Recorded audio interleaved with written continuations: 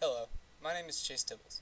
For my professional interview, I spoke with Jeffrey Ellis, the Senior Director of Corporate and Foundation Relations here at Central Washington University. Jeffrey has been working in the field of grant writing for almost 20 years now and has accumulated a vast amount of knowledge in his field.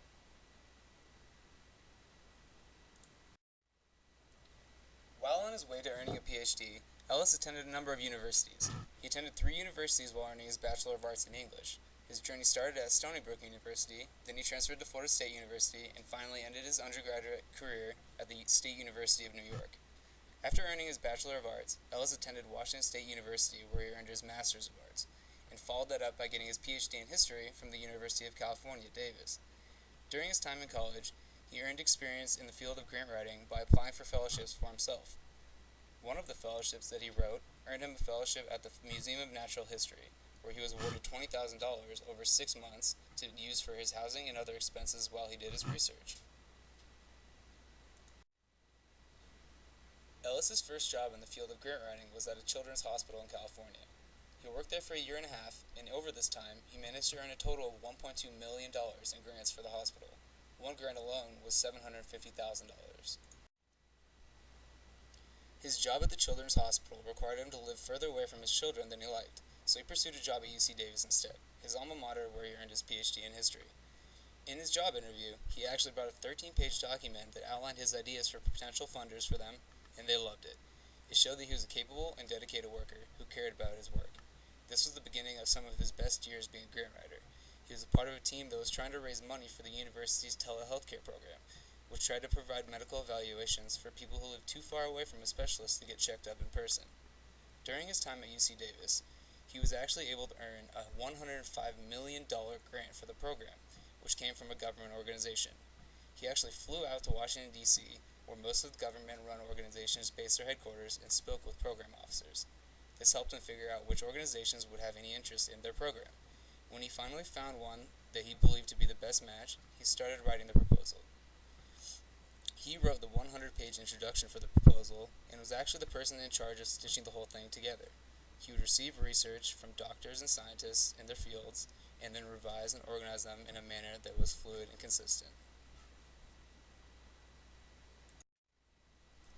After his departure from UC Davis, he made his way up to Central Washington University, where he still works today.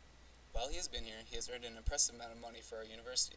At one point, he actually contacted one of the program officers that he worked with at UC Davis and asked if she was interested in donating to Central as well. She was interested, and he was able to earn $1 million in 4 grants from her. He used this pre-existing relationship as a way of earning money for his new institution. He has also used the relationships that Central already has as a way of getting donations. After Central signed a 10-year agreement with Coca-Cola, he used these connections to network his way up the food chain, until he reached someone at their headquarters who could help him out. He also received letters of support from our Coca-Cola connections, which helped him earn a $100,000 grant for Central. When I asked Jeffrey what he thought were some good resources for finding potential funders, he pointed me towards the Foundation Center. The Foundation Center has a database that lists almost all of the grants that have been awarded in recent years.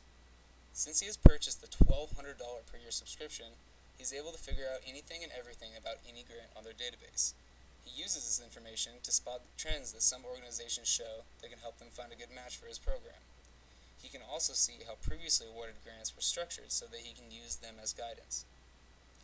Another resource that he uses is being a member of the Puget Sound Grant Writers Association, which gives him the ability to network with other professionals, as well as attend conferences where representatives from corporations and foundations speak and offer advice. Before we ended our interview, Ellis gave me some parting words of advice for any new professionals entering the field. He stressed how important research was in finding the right grant to apply to. By doing your research and networking, you can zero in on the best foundation to ask for money from. He also told me to find my passion. It is much easier to get somebody else excited about your program if you are actually excited about it as well. Another piece of advice that really resonated with me was the importance of institutional investment. In one of his projects at Central, he was given $25,000 to hire a full-time advisor for their project. This gave them a head start and let the operation run much smoother. When he was offered a job at USC, they told him that he would have to raise all of the money by himself.